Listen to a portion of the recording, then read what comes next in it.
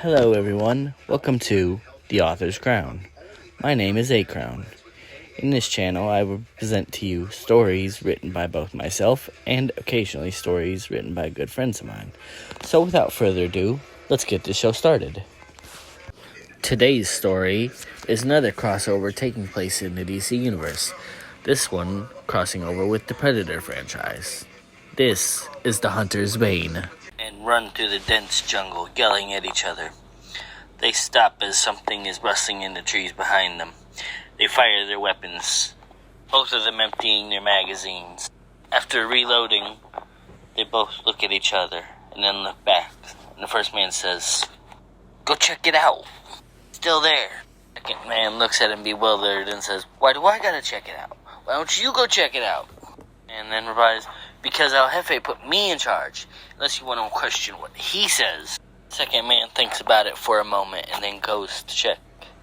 He looks around, sees nothing, and then looks back at the other guy and says, "There's nothing." Then before he can finish his sentence, he's quickly pulled back into the jungle, screaming, firing his gun off into the air. The first man fires his weapon again.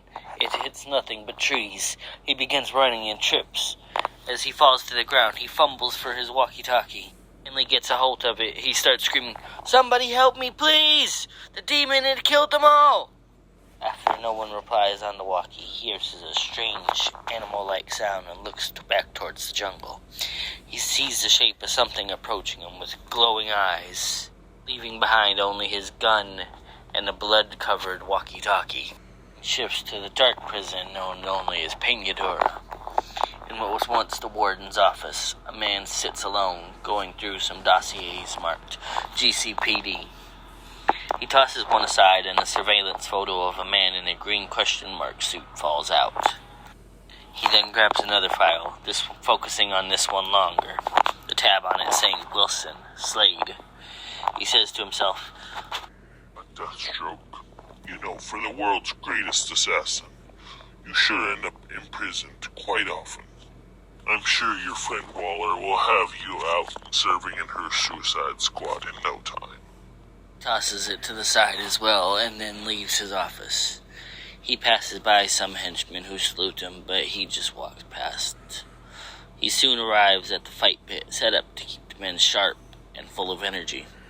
He removes his coat and steps into it as the crowd begins to get very excited at his presence. The man across from him salutes him, and the man in charge says, "Fight!" His opponent charges him, but he easily takes him down. The man gets up and attempts a wild swing, but he just blocks it and kicks him back to the ground. Walks over to the fallen opponent and finishes him quickly, as two other men come to pull the body away. The man in charge walks back over and raises his hand, but even in victory he feels nothing. No joy, no happiness, no rage, just indifference, complacency. And the man's second in command runs in saying, "Sir, we have something you need to hear." The man picks his coat back up and leaves as the crowd begins to chant his name. "Bane! Bane!" He'd recently taken full control of Peñadora and the surrounding areas. This had left him in somewhat of a rut. He felt it was boring and administrative. Nothing seemed to bring him joy anymore. So when he listened to this audio of his men Felipe and Joaquin, just seemed like more mind-numbing work to him. Arturo, his second in command, says, "He said a demon. You know any demons in this jungle?" Bane responds, "No. Do you have any proof to this demon claim?" Arturo answers, "No. Joaquin and his group were our only men near that part of the jungle, so we have no intel." Bane sighs and then says, "I guess we better go check it out. I need to get out of here anyways. Maybe it will at least be mildly entertaining." "See, boss," Arturo responds before running down the hall. Bane walks back to his office and changes into his jungle gear. He passes by a mirror and stares as if he doesn't recognize the visage looking back at him. As he's staring at the mirror, memorable moments flash before his eyes, like the time he broke the bat of Gotham. It brings him to a slight smile, but then the moment fades. In a rage, he smashes the mirror with his fist. He shakes the glass from his hand as Arturo comes back into the room and asks him, "Boss, you okay?" Yes, Arturo, I'm fine.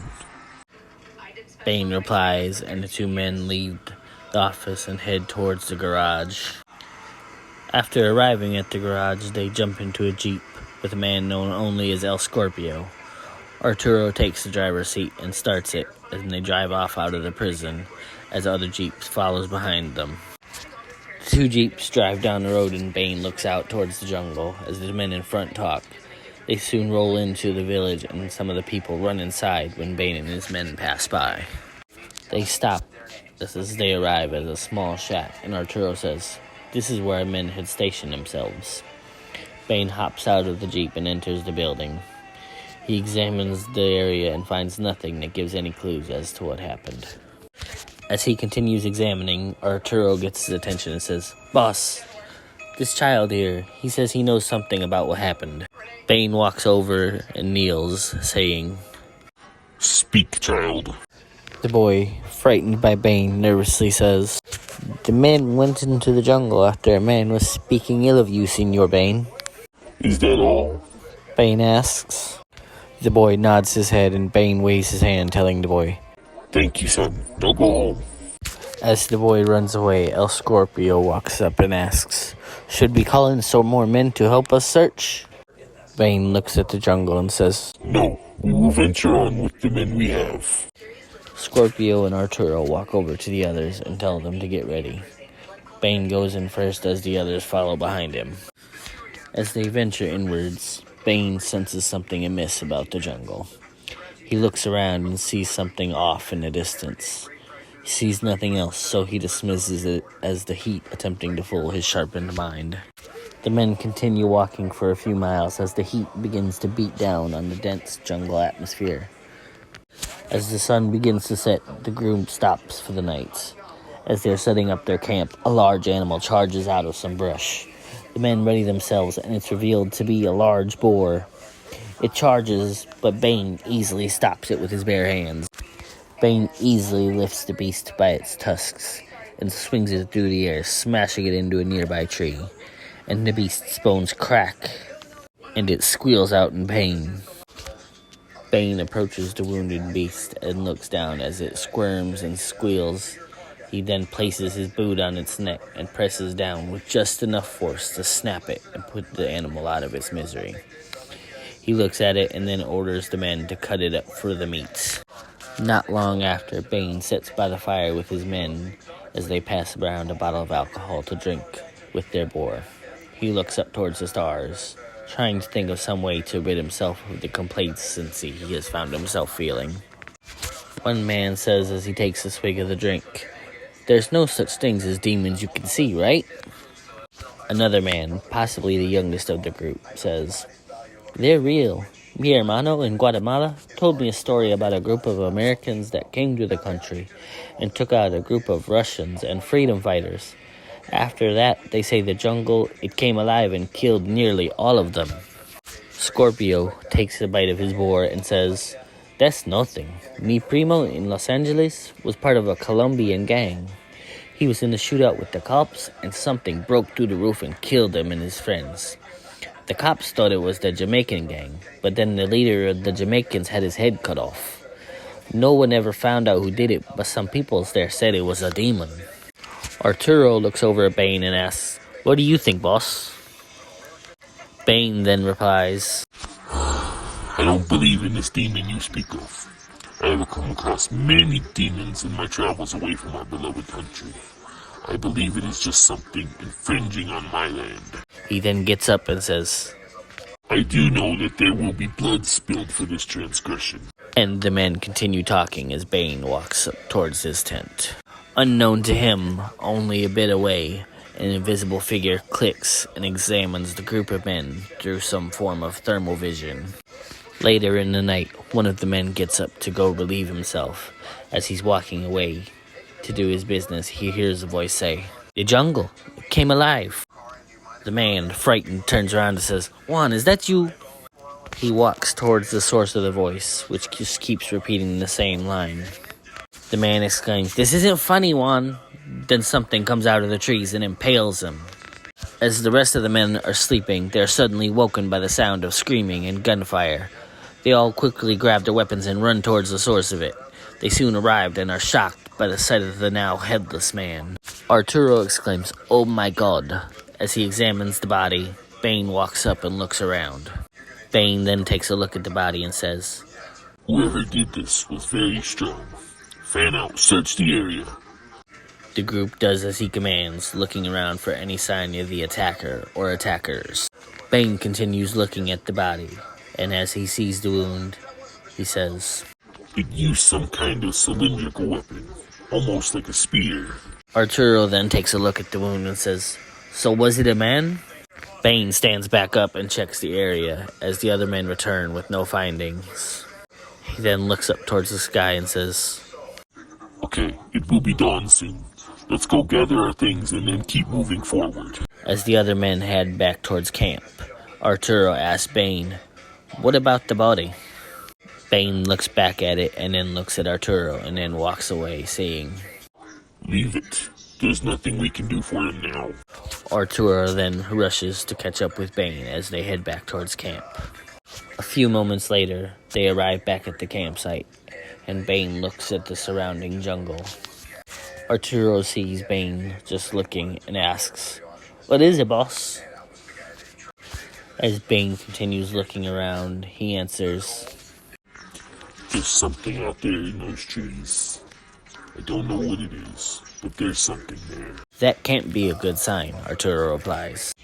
Bane turns from looking at the jungle and then looks at Arturo and says, "Tell the men to stick together." Arturo begins telling the men when more screaming echoes across the jungle as birds fly out from the tree line. Bane yells, "What was that? Who's missing?" Arturo draws his gun and leads the men towards the source of the sound. As they cut their way through some vines, they find an even grislier scene than the last one. They see the young man, Juan, hanging from a tree, skinned from head to toe, as he is screaming in the worst kind of pain. Some of the men throw up at the sight.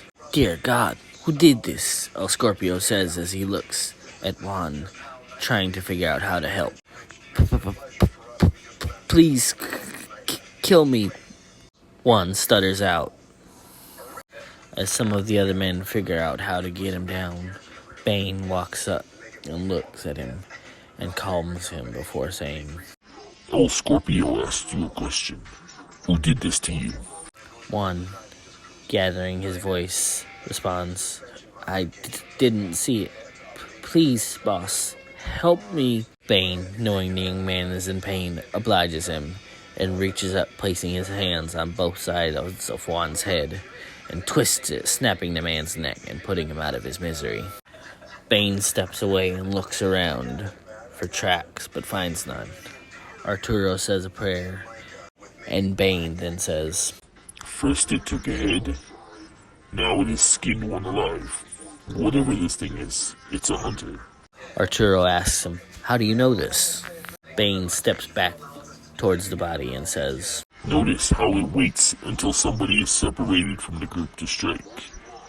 He points around at the ground and says, It leaves no tracks that would lead us to where it came from. He points back at Juan's body and says, Skinned one alive to draw us here to his screaming, similar to using an animal call. The way it skinned him, like the way men remove skin from a deer. And the very last sign is it took the last man's head like a trophy." "So now we're being hunted?" Arturo asks Bane as the men cut down Juan's body. Bane answers, "Yes, but that gives us one advantage." Scorpio looks over at Bane and says, "If we're being hunted, then that means it's coming back." "Very good, Scorpio. Let's head back to camp and regroup." Bane says as they walk away. From afar, the mysterious hunter crouches down on a tree branch and examines the group of men. As it looks at them, it notices something off about the biggest one, who seems to be the leader. It then presses a button on its wrist device, switching through different fields of vision. It stops when it reaches a frequency that scans the radiation of different chemicals. The hunter notices that the large man has some strange chemical substance coursing through the tubes coming from its belt and into its veins. The hunter then leaps over to another tree to gain a better vantage point of the men and sees them heading back towards their camp. A short time later, Bane and his remaining men walk around the campsite. Arturo begins to hear a strange beeping noise. He follows it and finds the source being one of their tents. Arturo opens the tent and begins to walk inside. As he does, Bane yells, Stop! Don't get close to it! Arturo turns and looks back at Bane as an explosion goes off, sending him flying through the air. Bane and El Scorpio run over and check on Arturo. As they do, a disc flies through the air and slices through one of the other men. Bane looks over and sees the man's body fall and says, Boss, we need to go, now! Bane just crouches by Arturo and says, I'm sorry. Then something invisible flies through the air, impaling another man. It soon appears and is revealed to be a very long spear. El Scorpio joins with the remaining men, firing in all directions. As they do, Arturo reaches up for Bane, and as he takes his last breath, he says, I'm sorry. His body then slumps back down to the ground. Bane then lets go of him and stands up, looking at the carnage all around him. Then, as the other men are firing all around them, a large invisible shape lands between them. The hunter presses a button on his device and appears for the first time. It roars and swings its hand, striking the men with a claw blade coming from its gauntlet. Bane looks over and sees the creature. It's garbed in armor covered in fishnet-like material, with a skull attached to its belt. It also has large dreadlocks extending out of a black metal helmet. Bane charges towards it, and then the hunter growls and launches a net out of its wrist device at him. The net pins Bane against a nearby tree.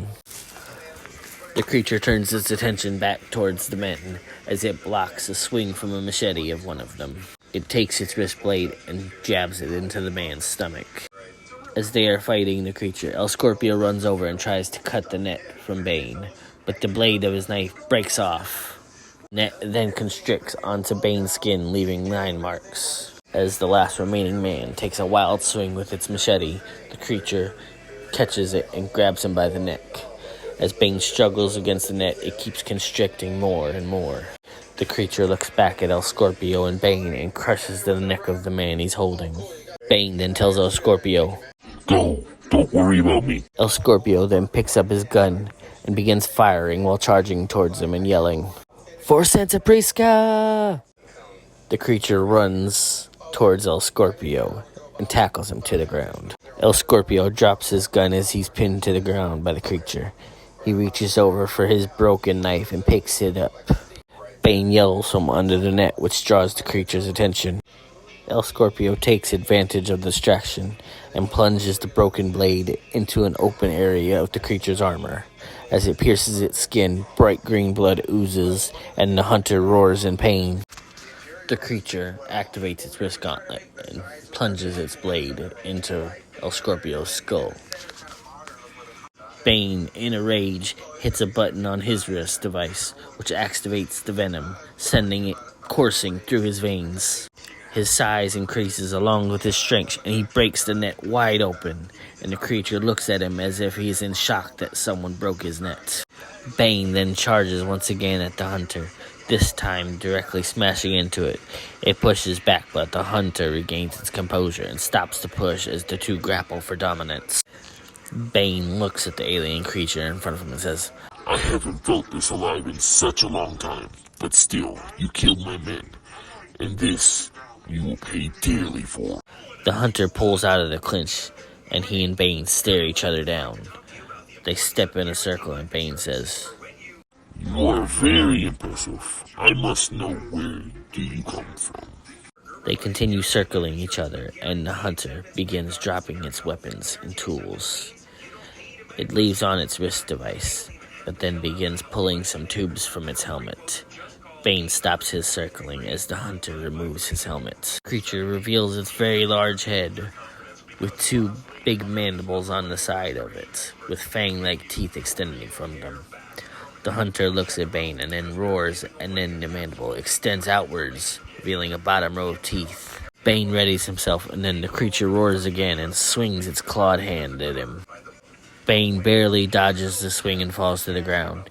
He gets back up and regains his balance, throwing a punch at the creature. The hit knocks the creature back a few steps, and then it comes back with a kick directly to Bane's chest. Bane's wrist device begins beeping. Bane then looks down and realizes his venom burst is wearing off. So he picks up a log with his remaining strength and swings it with all his might. The hunter blocks it, but is still knocked to the ground by it. Then, as Bane's venom wears off, he reaches down and picks up a knife from the ground. The hunter sees this and then readies his wrist blades. It swings the blade, but Bane blocks it with his knife, and the weapons clash, sending sparks flying. Bane pulls the hunter close and headbutts it, but the creature answers back with a headbutt of its own. They both stumble back from it, and Bane examines the wound in the creature's neck that El Scorpio had made, and then he looks at his venom vials. Bane then charges it again, and this time it goes for its legs, tackling it to the ground. Bane readjusts his position and rolls around with the hunter until it gets behind him and placing him into a chokehold. But as he does, the hunter plunges his wrist blades into Bane's side. Bane yells out in pain, but then pulls out one of his tubes, shoves it into the creature's open wound, and then presses the button on his wrist device again, activating another venom burst. This time the venom coursing through the tube into the hunter's neck. As it does, the hunter pulls away from Bane and goes into a frenzy, roaring and screaming in pain. Bane gets himself up to a kneeling position, places his hand over his wound, and then looks at the hunter going wild. He sees Arturo's pistol laying nearby and then walks over and grabs it. He takes aim at the hunter and says, "This is for Arturo and all the other men, you ugly mother..." The creature roars one last time, and Bane fires. The bullet, piercing the creature, causes a chemical reaction with the venom in the creature's blood, causing it to explode, covering Bane in the creature's bright green blood. Bane then tries to keep himself standing, but falls back to the ground from the exhaustion of blood loss. He rolls over onto his back and looks up at the sky as his vision fades and everything goes black. And that's the story for today. I hope you enjoyed it as much as I did. If you like what you heard today, stay tuned for some awesome things to check out on the Zero to Hero Network. And thank you for listening to The Author's Crown. Also, I want to shout out my good friend Ty Tiger. Without him, this channel wouldn't be possible. You can find his videos on his channels Tiger Tales The Lost Stories, Tiger Tales Game Over, and the Ozamon Library. Hey, I know you've been enjoying what you're listening to. Please insert name of show here. And if you've been enjoying that, come on over to the Zero to Hero podcast, where Billy and myself, the Bulk School of Podcasting, go through and examine all kinds of things like 90s nostalgia, the moon landings, historical plots, assassination attempts, and, weirdly enough, genetics. Come on over to the Zero to Hero podcast if you want to talk about weird things. My name is Ace, and I use a device called the Color Matrix, which allows me to hijack alternative universe versions of myself. I have the multiverse at my disposal, from being a Power Ranger to being a Spider-Man, to piloting the Orville, to being a vampire slayer. I can do it all. I can spend 8 hours of my time. Of course, time is different in each universe, but 8 hours of my time piloting a version of myself. So come, explore the multiverse with me. See what my world is like in different universes. Explore the multiverse. If you want to hear such stories, then come and listen to The Color Matrix on Tiger Tales, The Lost Stories, found on YouTube. Hey there, and I apologise for interrupting, but if you're a fan of Power Rangers, I have a question for you. Did you ever wonder what would happen if in Power Rangers Super Mega Force they failed and the Armada won? Well, I've actually answered that question by writing a story called Power Rangers Magnificent Megaforce, a fanfiction where the Armada wins, and 50 years into the future, the Armada have taken over the entire planet. But there's a saving grace in a ranger and a guide and a ghost. If that sounds all confusing or yet intriguing, then maybe you guys should go check out Power Rangers Magnificent Megaforce on Tiger Tales, found on YouTube. Do you ever wonder what would happen if you give a dad a podcast? Ladies and gentlemen, Just settle this debate right here, right now. It's not even just the greatest PlayStation game. It's the greatest game ever. Not to toot my own horn, but Exactly. Yeah, I remember he kicked me so hard I thought I owed him money. I love it. I'm excited for this one. He goes, "What is your name?" And I was like, "It's Thrash." I'm getting punched in the face on the daily. Man, this guy won't shut up. I wear that as a badge of honor. Yeah, I got knocked out cold in that match. It was awesome. So awesome. We make dogs sing. Do you always do these interviews with your shirt off? Going live in 3, 2, 1. So now we've been filming for the last 6 months. I panicked. Followed by Bro. If You Give a Dad a Podcast, available everywhere podcasts are found. Hello everybody, I apologise for butting in on what you're listening to, but I wanted to introduce you guys to a brand new podcast called the Tiger Nexus Podcast. I'm Tiger, and I'm the host. I'm mostly known for the Tiger Tales YouTube channels, where you'll find stories and fan fictions that I write and read to you guys. I'm also a co-founder of the Three Range Bro Studios, but I wanted to dive into this whole podcasting thing.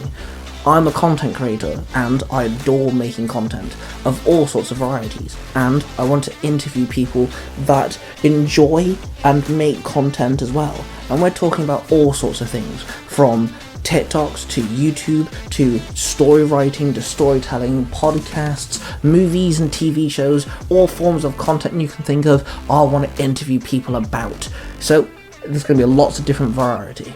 So make sure you check out the Tiger Nexus Podcast on YouTube and Spotify.